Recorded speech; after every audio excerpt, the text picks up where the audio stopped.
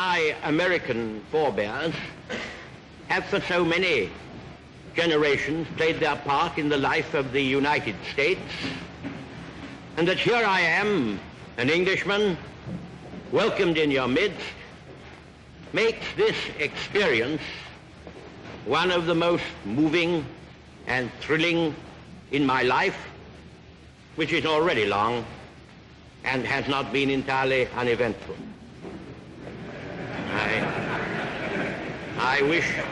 I wish indeed that my mother, whose memory I cherish across the veil of years, could have been here to see.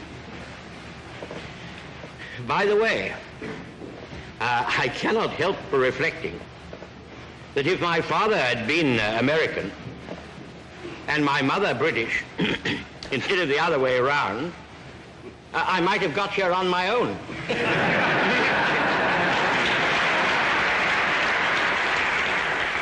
Sure I am that this day,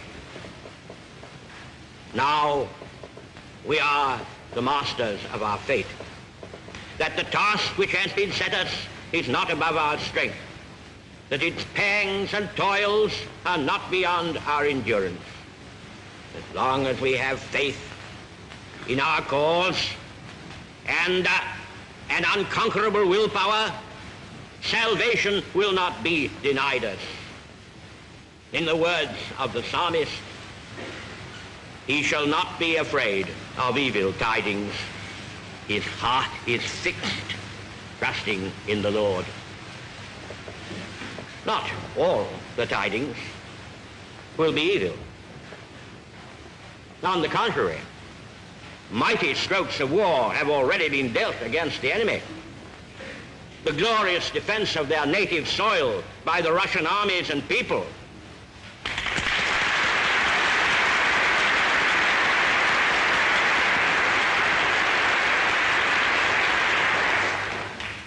wounds have been inflicted upon the Nazi tyranny and system, which have bitten deep and will fester and inflame not only in the Nazi body, but in the Nazi mind. The boastful Mussolini has crumpled already.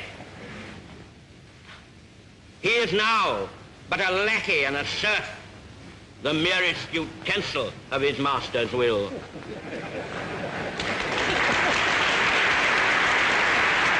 Many people have been astonished that Japan should in a single day have plunged into war against the United States and the British Empire. What kind of a people do they think we are? Is it possible they do not realize that we shall never cease to persevere against them until they have been taught a lesson which they and the world will never forget?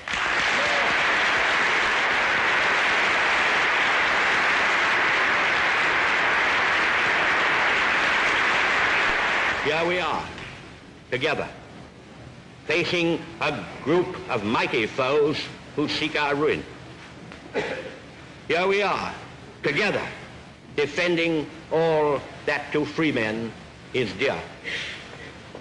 Twice in a single generation, the catastrophe of world war has fallen upon us.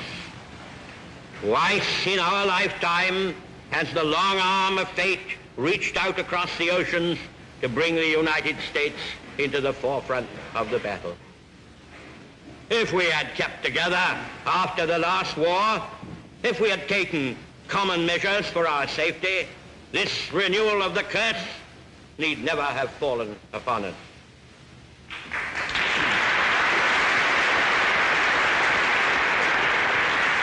Do we not owe it to ourselves, to our children, to tormented mankind, to make sure that these catastrophes do not engulf us for the third time?